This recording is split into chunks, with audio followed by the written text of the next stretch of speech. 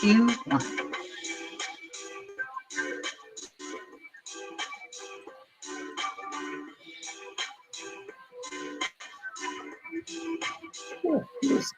My mom and somebody else on there.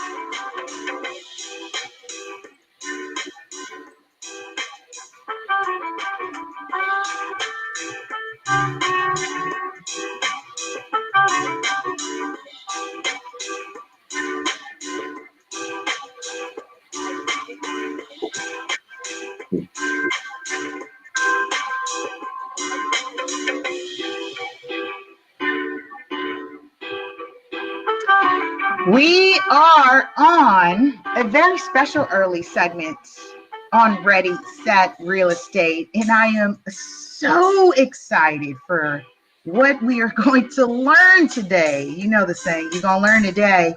And Yes. on Ready, Set, Real Estate, we seek to empower, educate, teach our community real estate literacy, terms, concepts, careers, and we get connected with people from all over that are doing amazing things. And I'm excited to have my guest on today because this, as we continue, we are now on part 4 of our commercial real estate series. I check out the last episodes because we have covered multi-units. We have covered just term concepts on zoning and what that means.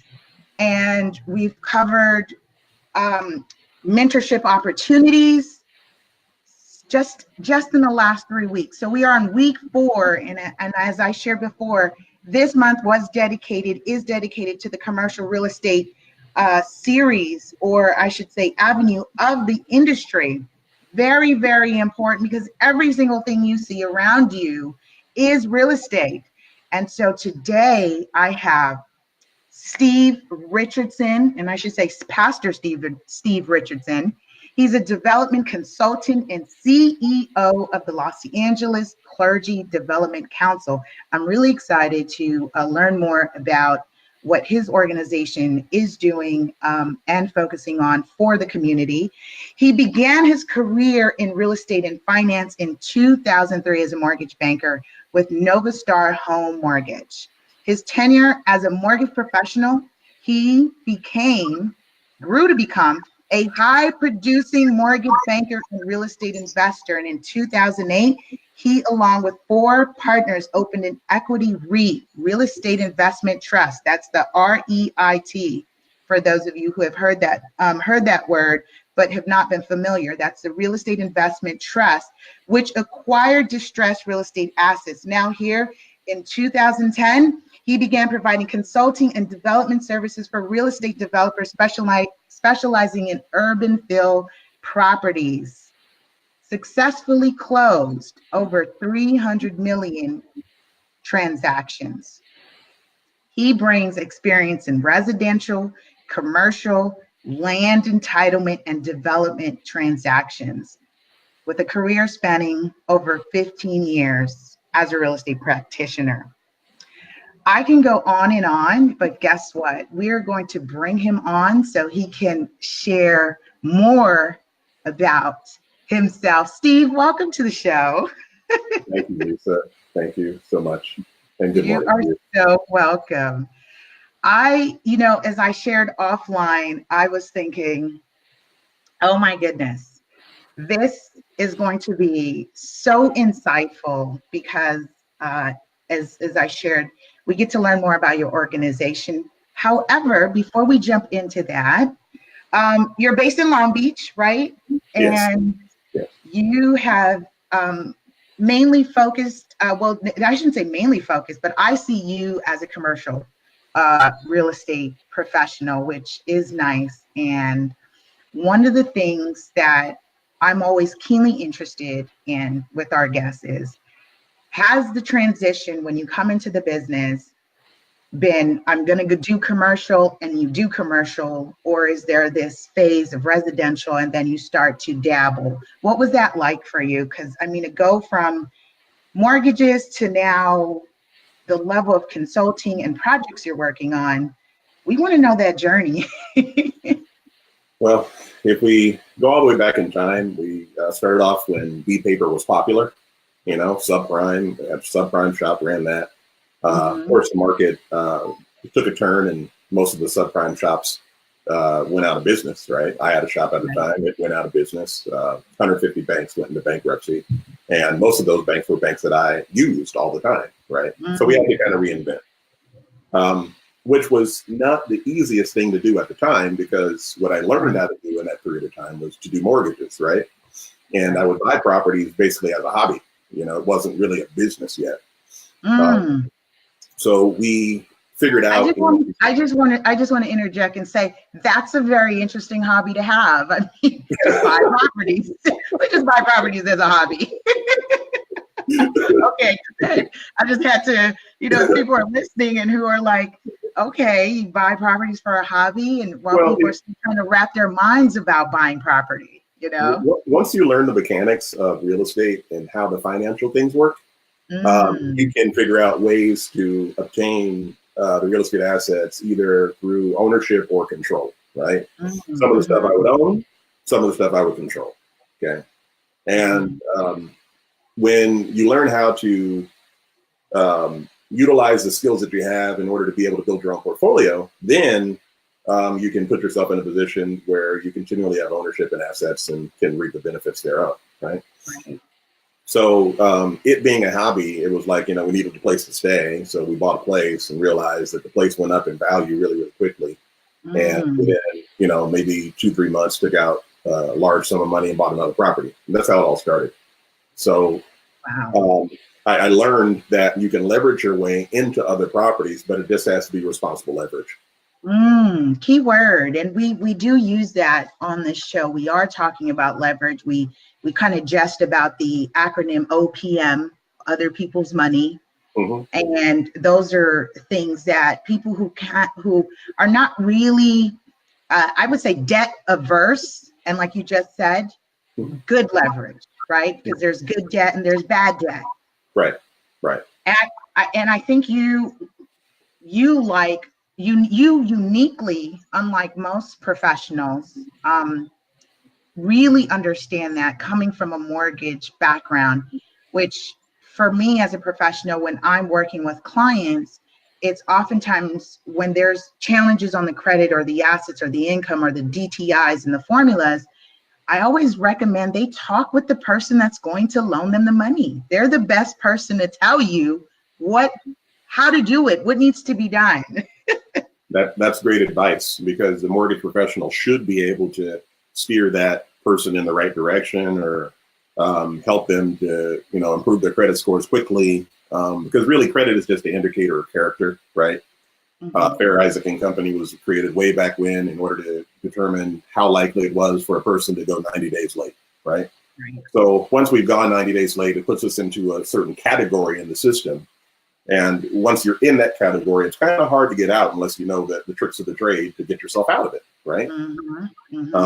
We know that you can simply dispute stuff on your credit report. You know that you can pay things continually or pay things down and get a bump in credit. We know that you could add trade lines and you could add authorized users in order to improve credit. All these things we've done for myself and for other people. Okay, I put it out there because when I first started in this business, I think I had a 540 credit score. Actually, no, not even that. Probably like a 490. Okay. Wow. But I had to learn about credit as I was helping other people to buy properties. Right. And as I learned about credit, I learned how I can fix theirs. I learned how to fix my own. Right. So I really appreciate that. And because this is the uncut raw, very transparent, talking about the flips, flops, booms, and busts. And you just opened up with the bust. Right? You're like, once upon a time, it was good. And then bus, right? So how do we adjust? And I think it's a timely conversation right now, especially as we are in a shifting market. We are looking at some things kind of taper. And for people who don't know what that means, don't recognize the symptoms, albeit from a consumer, prosumer, or professional who are not privy to what 2008 and before looked like, right? And now we're in this arena. And you just talked about, well, I now had to shift my model, and it wasn't easy. And so in that, you talked about creating, or I shared about creating the REIT and with the partners. And is that something still in existence? Because I noticed that you had a blurb about we provide, we do lending. So you have the investors partner organization. That's correct. That's correct. I have a couple of individuals that I work with that I provide private money for, two other individuals, right? And then we also use private money for certain projects. Okay. Got it. In regards to the equity REIT, we ran that for a number of years. We unwound that a few years back. It ran its course, but since then we've had multiple LLCs that would purchase and sell property, right? Because really, I don't keep an LLC more than 3 to 4 years, depending upon how many transactions actually run through it. Then you sunset that one and you start another one, right? Or you do individual ones per deal. Because if there's ever anything that comes from the past, or, you have tax ramifications from properties that you purchased or whatever it is, it's better to sunset that thing and then start another one. Did you guys hear that? Like, please timestamp that right now, because that was such a gem for those of you who are following the formulas of create the LLC, and then you've got all these properties sitting in that one LLC. He just dropped a major real estate gem. So hashtag real estate gem right now. Because, yes, because see, I like leaned in and I was like, what? You're supposed to not keep it? So here's the thing. Like, if you think about a company like GE, right? GE has multiple divisions. You have the one parent company, right? But then you have these multiple divisions that all do different things. GE even makes airplane engines, right? So GE airplane engines is not the main GE corporation. It's another holding company, another subsidiary of the main corporation, right? So when we started way back when, the mortgage lending company was called American Equity Lending, but then we had another subsidiary that fixed credit. We had another subsidiary that would buy properties. So it was multiple companies that all fit into one umbrella. So one of the strategies is to consider, in order to be able to finance things within an LLC, but also to shield yourself from liability and to be able to market in different ways, you have multiple entities that run all into one financial system that provides capital so that you could have a good life and be able to support others and employ people. The one main entity that may be the holding company or your marketing company, say your company is called LA Capital, right? LA Capital may just have a holding company. It may just have a development company. It may just have, some other type of company that's below it, right? So one of the things that we have to learn as a people is to kind of diversify even the intellectual assets, so that when businesses are put together, it's not just all one business, one LLC, but multiple subsidiaries, so that you can grow each one individually and then all together as a collective. Our listening audience, and let me shout out to our listening audience on radio, podcast everywhere, Spotify, iTunes, Google Play, Anchor, Stitcher, and Breaker, and so forth. I have to shout them out, because right now they cannot see how I am smiling when you just said that. Why? Because I'm saying to myself, good job, Lisa, because I've got all these entities, right? Because they're doing various things all for the collective. That's right.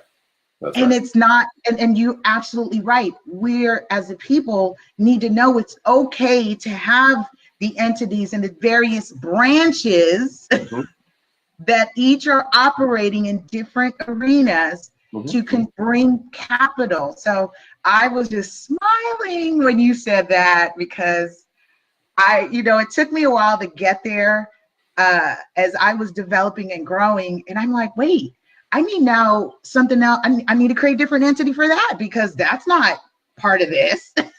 Well, just to think back, I think I went to like a Ray Reynolds thing way back when, right? And Ray Reynolds would go around the country teaching people how to provide ways to protect assets by having multiple different LLCs, and then to get funding in those LLCs or corporations, right?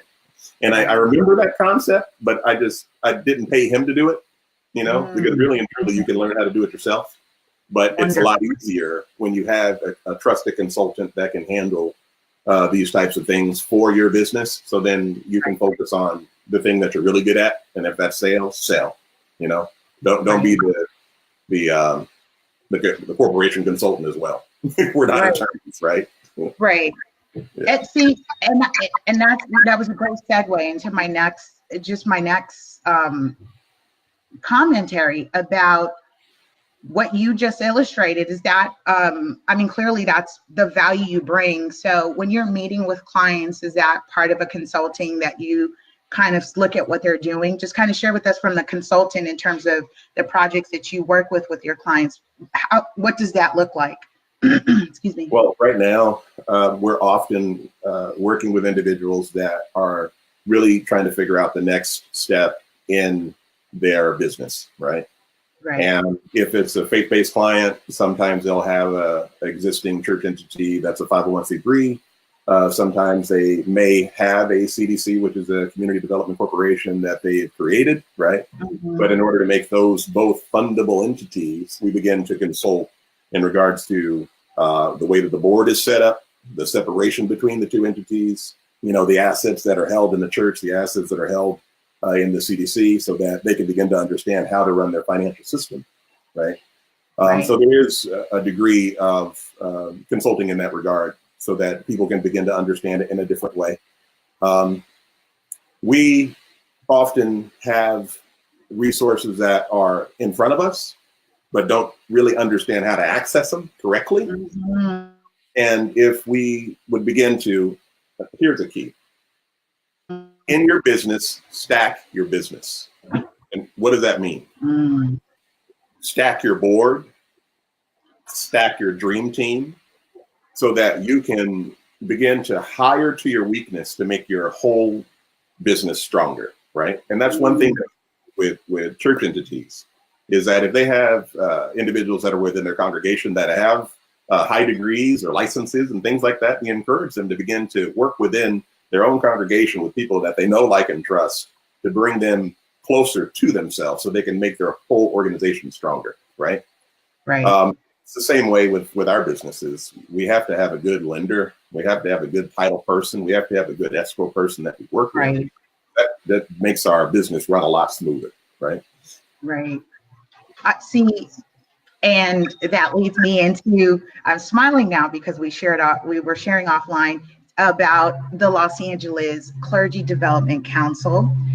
Share with us what is your focus point? What's the mission? And I opened up, and for those who are just chiming in, I did share that. I didn't get to share. I mentioned that I should also call you pastor. So yes, you are pastor, which you have a niche in what you do from a real estate aspect. And this is kind of one of the things I'm an advocate of those professionals that come into the industry, is that you are you, and there's something you love, there's something you're passionate about, you're driven about, your interest, whatever that is, that's who you connect with, and you relay.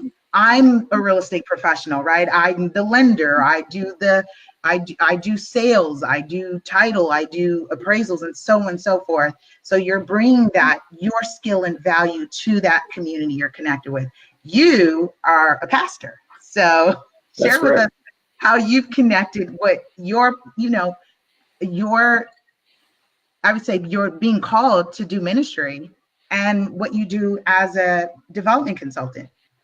Well, in regards to ministry, I pastor Good News Church in Long Beach. One of the main ministries that kind of kept me and anchored me to this city is working with the homeless population, right? Okay. We go under the bridges and go in the parks and help people to, get something to eat, number one. Right. Get some clothes to put on their back, number two. and then get the counseling and prayer and support so that we could begin to understand how to actually get them back into housing or into rehabilitation or whatever the immediate need is, right?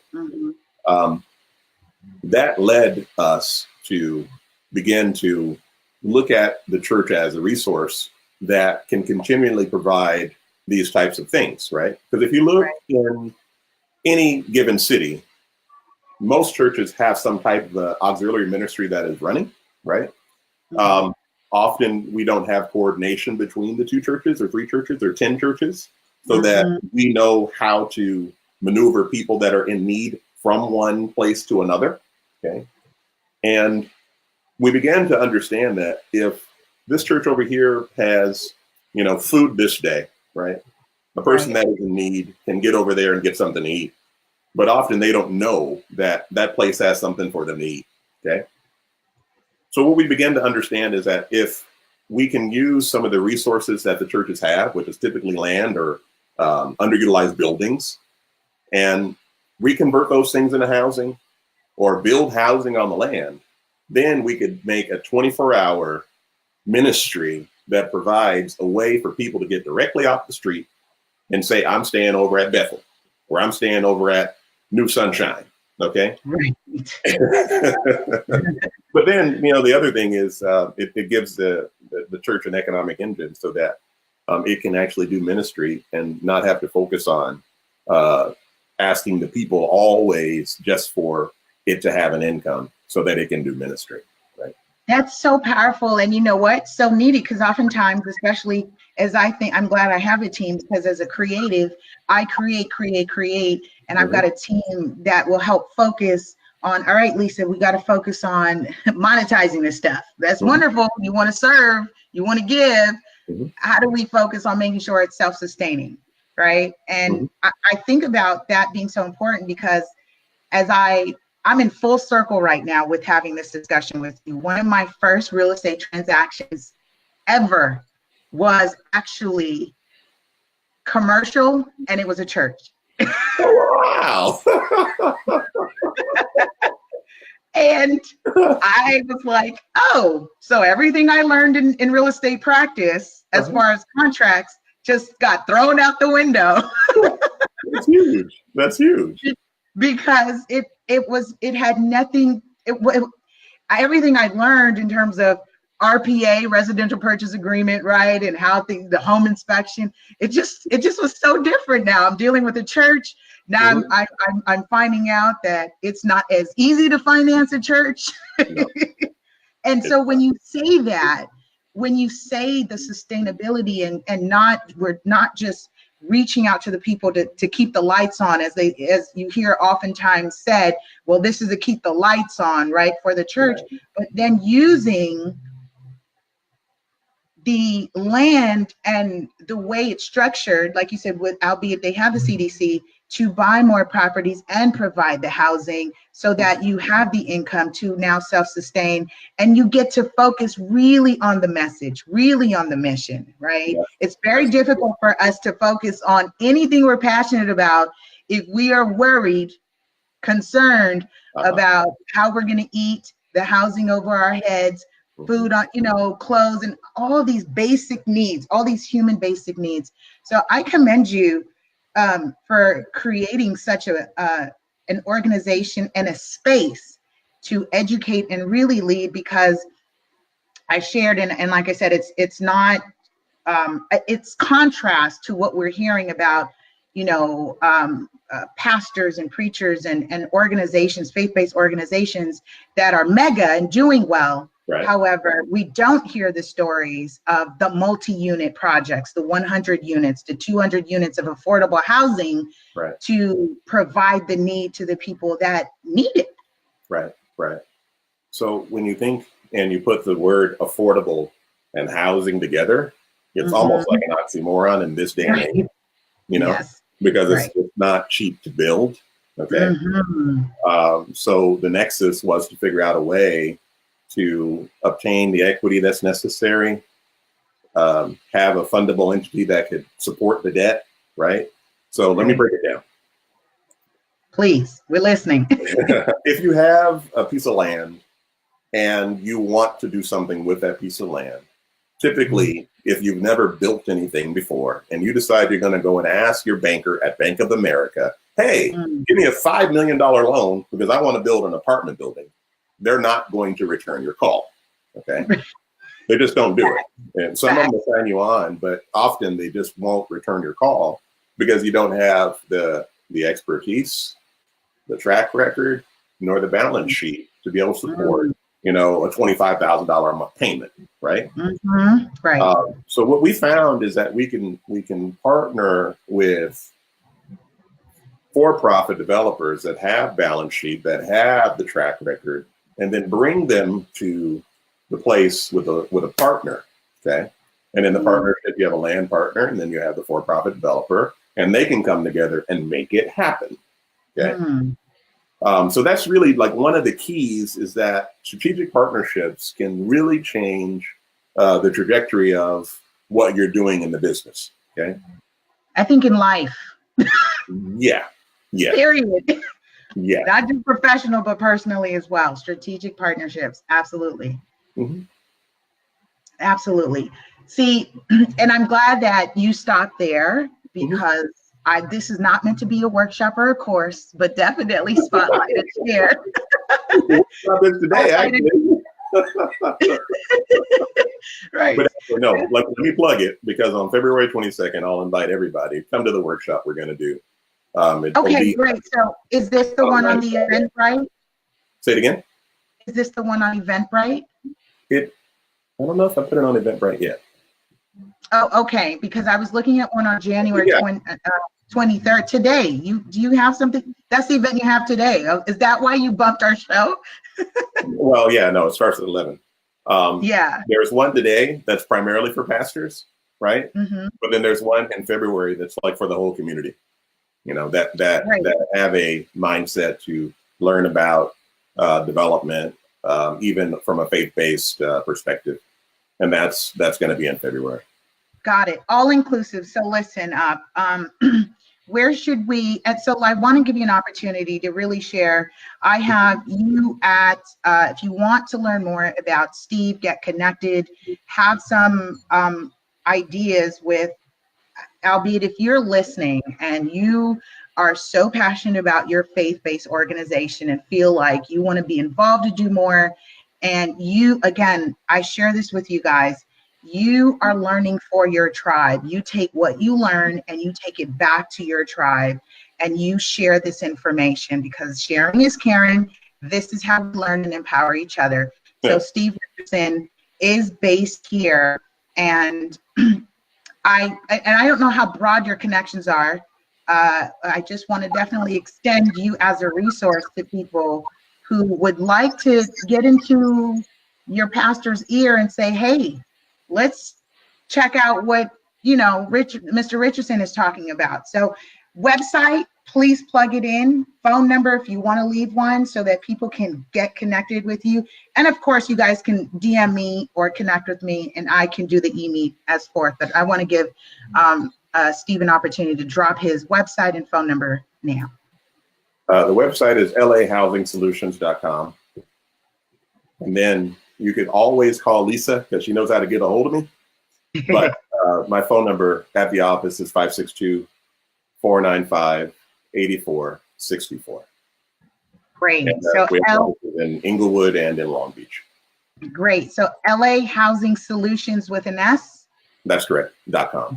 .com. Wonderful. And let me just put a faithful plug out there. If you're looking, one of my friends actually made the website for me, and you'll probably see her pop up. Her name is Z Scott. And if you're looking for like someone on your show that really knows the internet and SEO and how to make social media blow up and websites blow up and all that other stuff, she's the girl, you know. Awesome. Yeah, we definitely welcome, like, and that's the thing, and that's why I bring various individuals on the show, because everyone has someone that, see, I'm a lane hugger, Steve. I'm a lane hugger. you know, I'm creative, I write, there are aspect of real estates that I know and I do, and then I stretch myself to learn. However, I'm not going to be doing web design and graphic design and covers and, you know, so I definitely welcome supporting as we are growing. And this is for you listening, who are listening and viewing as entrepreneurs and business owners. Get connected with a team that can help grow you. That's what's up. Yes. Yes. Steve, any final remarks as we get ready to wrap up the show? I feel like this was amazing. And yes, I will be coming out to the February event because I shared this before when I started. I said, I feel like almost, you guys, and I've been very honest about this. I said, I feel like for selfish reasons, I have been featuring the commercial folks because I'm getting more into being res-com, want to do more multi-units. I'm being trained as a land developer. We're working actually on our first project, the DMV area. So yeah, I mean, I feel like I'm growing up. That's good. That's good. So please share with us any just words of encouragement, wisdom as it relates to real estate or learning more and growing. I think as people equate real estate with wealth and financial freedom. Well, I can put it to you like this. If you stay on course, you will get there. Okay. It is important to begin to understand that when you set goals and you achieve them, you set another one so you could achieve another.